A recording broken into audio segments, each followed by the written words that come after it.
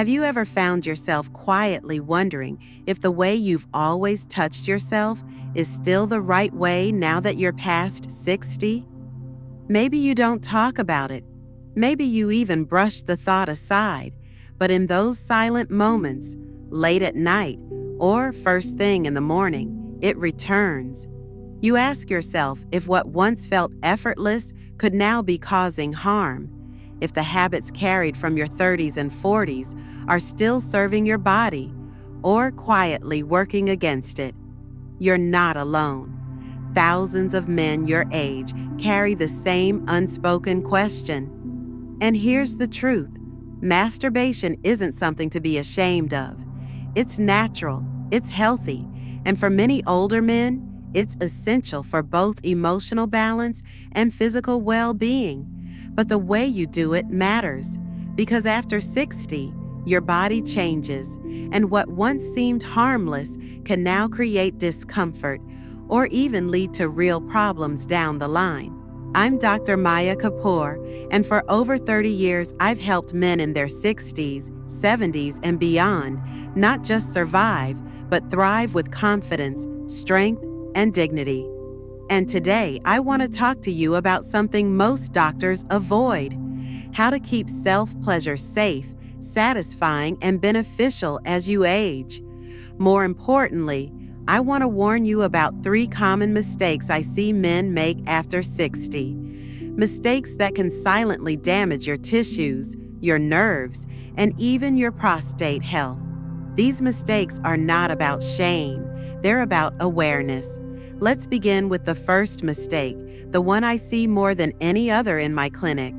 It sounds simple, but the consequences can be anything but: not using lubrication or not using the right kind. In your younger years, you may have gotten away without it. Your body produced enough natural moisture, and your skin was more resilient. But after 60, things change. The skin becomes thinner, more fragile. Natural lubrication decreases. What used to slide easily now creates friction, and friction means micro injuries. You may not see them, you may not even feel them right away, but those tiny tears in the tissue can accumulate over time. They can cause sensitivity loss, irritation, even conditions like Peyronie's disease, a painful curvature caused by scarring inside the penis. I once worked with a patient named George, 71 years old, who came to me worried about a sudden bend in his erection. He thought it was age, something inevitable. But when we talked through his habits, the truth became clear. Decades of dry friction had left silent scars. This isn't meant to scare you, it's meant to empower you. Because the fix is simple. Use a good lubricant. Water-based ones are safe, easy to wash off, and gentle on the skin. Silicone-based ones last longer, especially helpful if your skin tends to be drier. Just remember, silicone lube doesn't pair well with silicone toys, and oil-based lubes will damage latex condoms. But whichever you choose, apply generously and don't hesitate to reapply. Think of it as armor for your most sensitive tissue. You wouldn't run an engine without oil. Why would you treat your body any differently? Now, once you understand lubrication, the next mistake flows naturally. It's one I see men repeat again and again, often without realizing just how damaging it is: using too much force. When you were younger, maybe a tight grip or faster strokes gave you stronger sensation. But with age, sensitivity shifts. Blood vessels become more delicate, nerves more vulnerable, erectile tissue less forgiving. What felt good at 30 can actually be harmful at 70. I've had patients, men like David, 68, or Harold, 72, come in describing a lingering numbness or bruising that didn't make sense.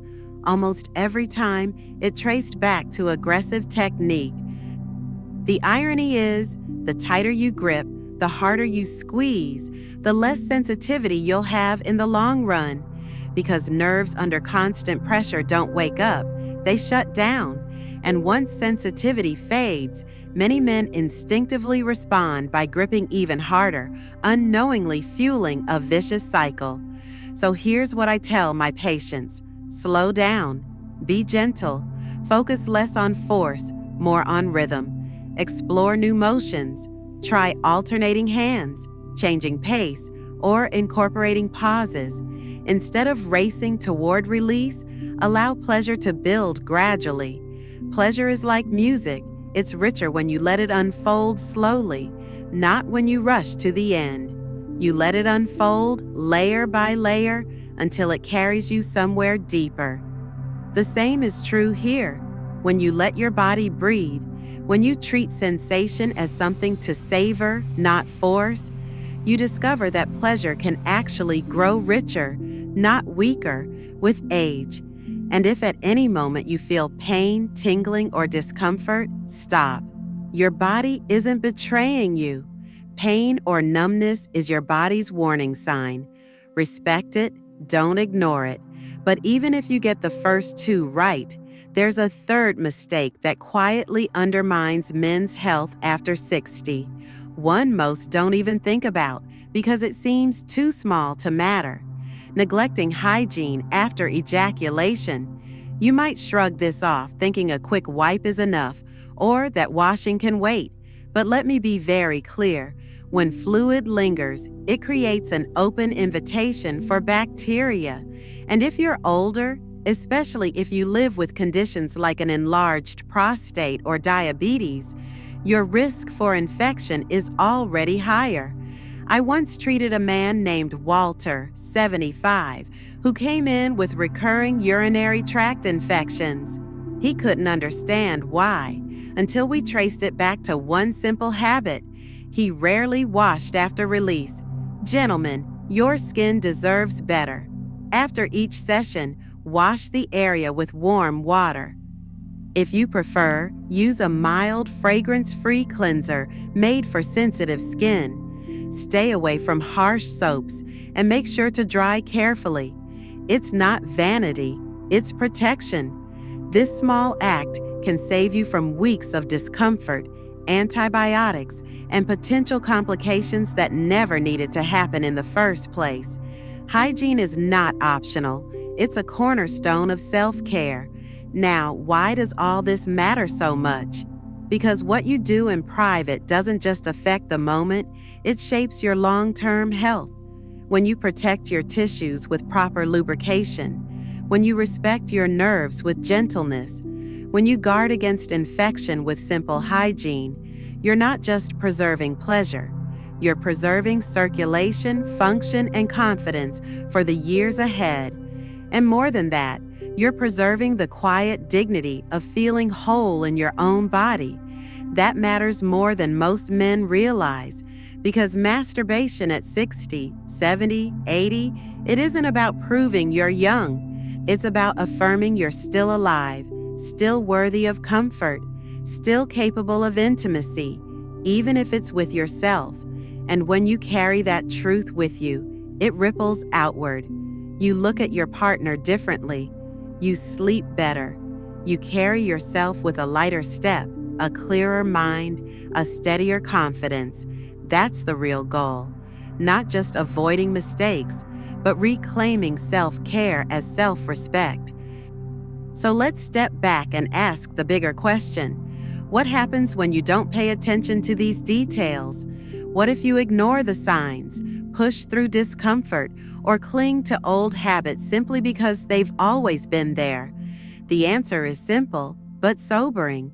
Over time, your body adapts to the neglect in the worst way. Blood flow diminishes, sensitivity fades, scar tissue quietly builds beneath the surface. And by the time you finally notice that something feels different, the damage has already begun. That's why I tell every man over 60 who sits in my office, your body is still talking to you. Maybe not with the same intensity it did decades ago, but with a quieter, deeper language. When it whispers, listen. Because listening now can spare you years of regret later. Let me share a story. A patient of mine, Alan, 69, came in one afternoon frustrated. He told me he couldn't feel as much as before, and no matter how hard he tried, climax felt flat. When I asked him to describe his routine, it was almost textbook. He used no lubrication, gripped tightly, rushed through the experience, and rarely bothered to wash afterward. He looked at me, expecting a prescription, a pill, some kind of external fix. But what he really needed wasn't medication. It was a new mindset. Together, we shifted his habits, introduced proper lubrication, encouraged slower, gentler touch, and added hygiene as part of the ritual. 3 months later, Alan returned, smiling in a way I hadn't seen before. "Doc," he said, "it feels like I got a piece of myself back." That's the power of small, mindful changes. They don't just prevent harm. They restore what time alone never had the right to take. And here's something else men often forget. Frequency is personal. There's no right or wrong number. Some men feel best with release once or twice a week. Others prefer more. What matters is how your body responds.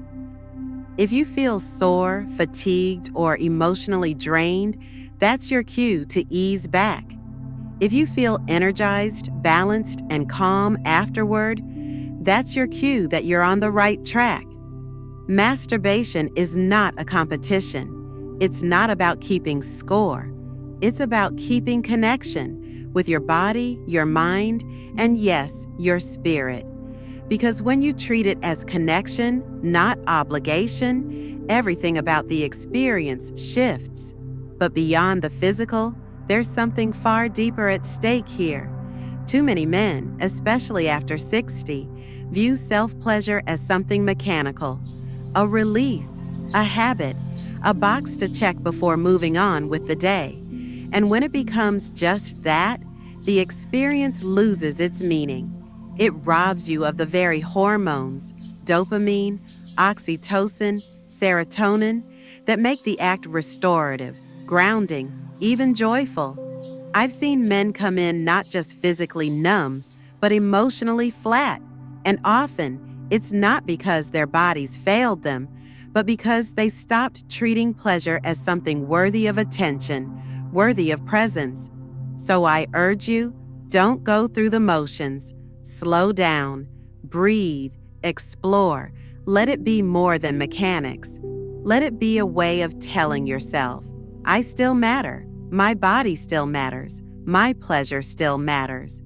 That simple shift from rushing to honoring can transform not just the act, but your sense of self. Of course, I must say this clearly. While these practices are powerful, they are not a replacement for medical care. If you ever notice persistent pain, swelling, bleeding, unusual discharge, or sudden changes in sensitivity, don't wait. See your doctor or a urologist immediately. Early attention saves you from complications that can steal not only your comfort, but your confidence.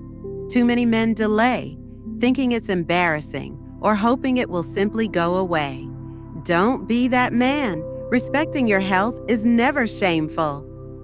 It's wise, it's strong. So let's bring this together. 3 mistakes to avoid: skipping lubrication, using too much force, and neglecting hygiene. 3 simple shifts to embrace: protect your tissues, be gentle with your technique, and cleanse afterward. And one greater truth to remember: masturbation after 60 isn't just about release.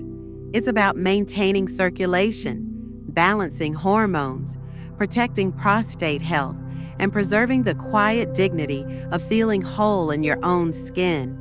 You are not too old. You are not past your prime. You are simply in a new season of life, one that requires new care, new wisdom, and new respect for your body. I want you to imagine this: waking up tomorrow morning with a sense of calm, knowing that even in your private moments, you are making choices that protect your health, choices that respect your years, choices that honor the man you still are.